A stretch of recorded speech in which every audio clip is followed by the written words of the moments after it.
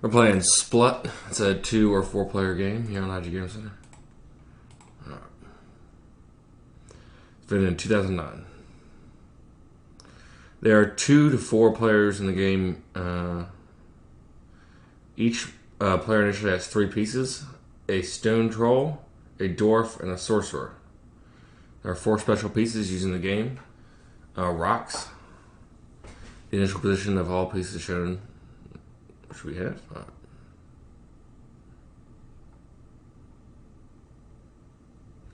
When the game is played with less than 4 players, unused teams are removed from the board, but all 4 rocks remain on the board.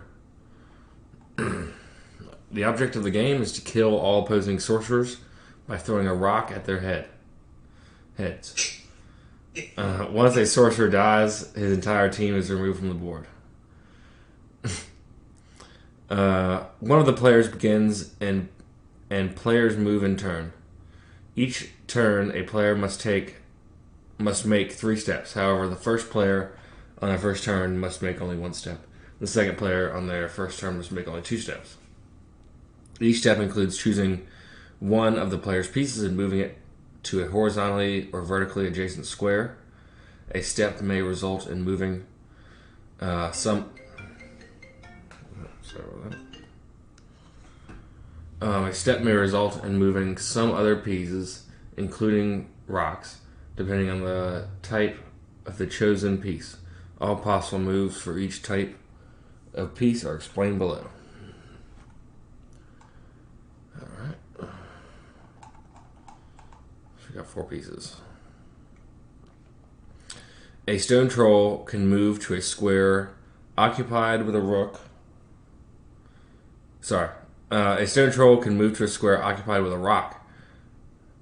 In this case, the stone troll throws the rock in a horizontally or vertical direction. The thrown rock flies over empty squares and dwarves until it hits an obstacle, like the edge of the board, a stone troll, a sorcerer, or another rock. If the thrown rock hits a sorcerer, then it lands on its square. The sorcerer with all other pieces of the same color are removed from the board, and the game continues without the corresponding player. Otherwise, the rock lands on the last square before the obstacle edge of the board, and stone troll and another rock. If this square is occupied by a dwarf, then the dwarf is removed from the board. Throwing a rock immediately ends the player's turn, even if they made less than 3 steps. Alright. When making a step, a dwarf can push any number of consecutive pieces of any color, including rocks, standing on their path, in a straight line if there is an empty square at the last piece. All these pieces move 1 square in the direction of the dwarf's movement. When making a step, the sorcerer can levitate any rock that wasn't moved by a push, pull, thrown, or levitated on the previous player's turn. A rock can be levitated in the same direction as the sorcerer's movement to an empty square only. Once a sorcerer starts levitating a rock, he can continue levitating the same rock, but not other rocks, on subsequent steps during the same turn. The levitation is optional. A player may decide to move his sorcerer without levitating a rock. A player is not allowed to make non-continuous levitation, i.e. after making a levitation step, the player makes a step without levitation, and he cannot do another levitation step on the same turn. Alright, that's it. Hopefully... Okay. No, we'll have a little bit of moves to figure it out before we get to each other, I think, so... Do you have a start button? I do. Did you click start? Yeah, click start. Oh, there it is. Okie dokie. Nice. First time playing Splut.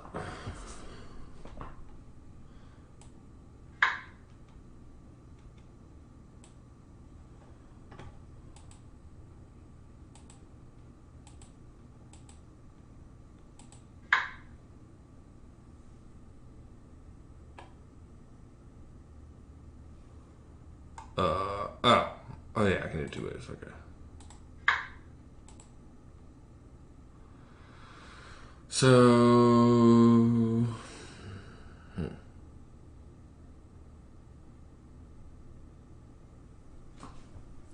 I'm trying to throw it on top of your sorcerer, which is the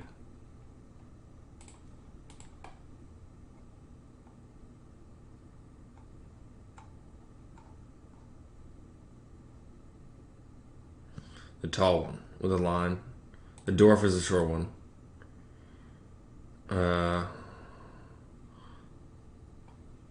So the one that's on D2 for you, and the one that's I haven't moved on F8 is the one we're trying to capture or throw a stone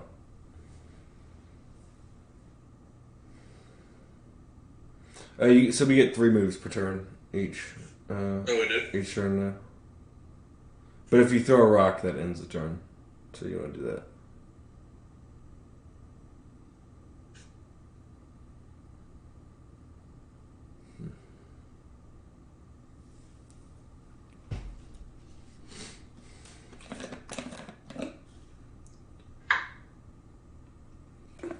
Oh snap. Okay. So how do I need to move? I want to move the rock, right? Or how do I move a rock? Not sure.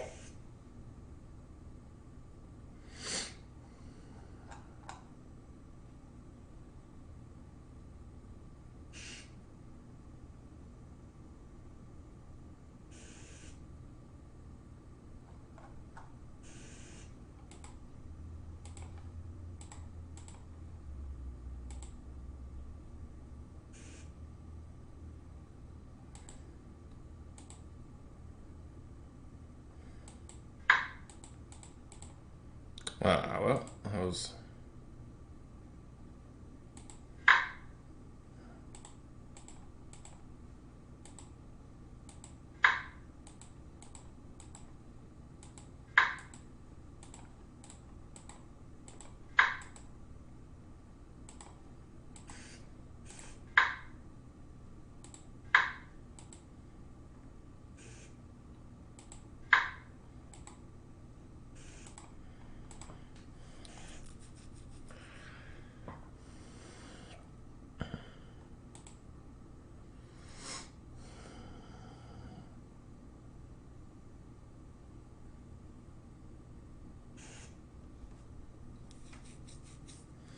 I have no clue how we're gonna jump on top of one another.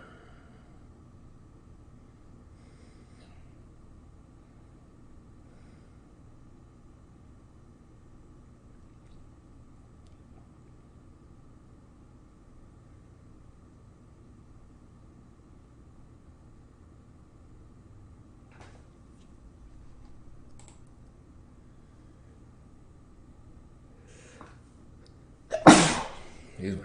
Question.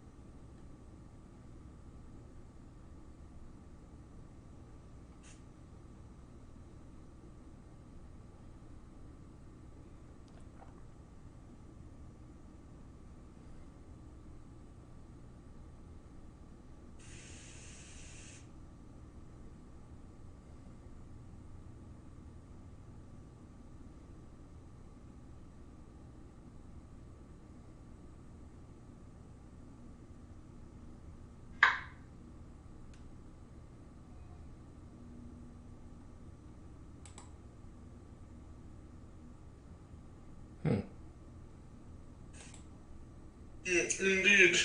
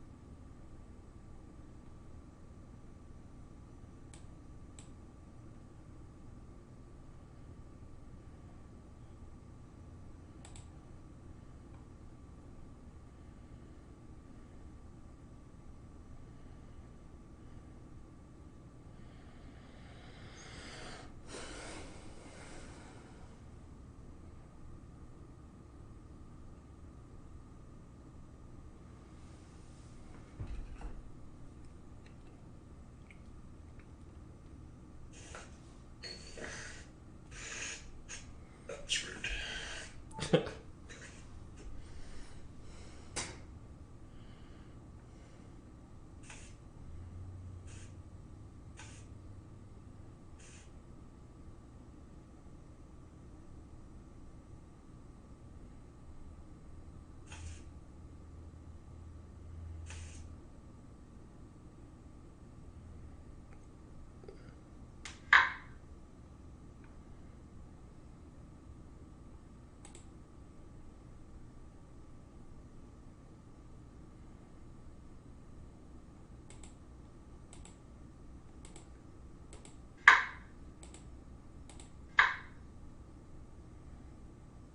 What?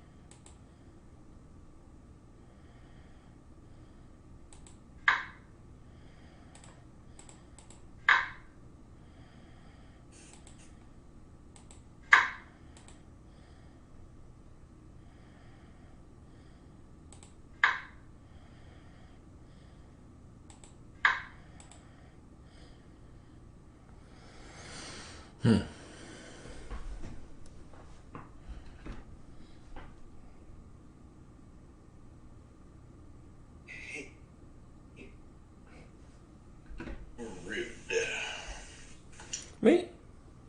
Yeah. I barely even know what I'm doing. Uh-huh.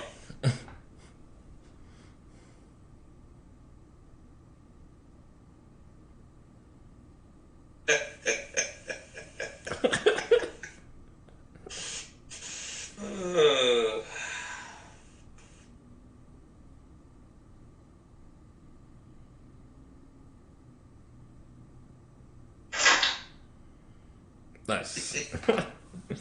Cool. I thought I was gonna get you on one of the last ones, but then something.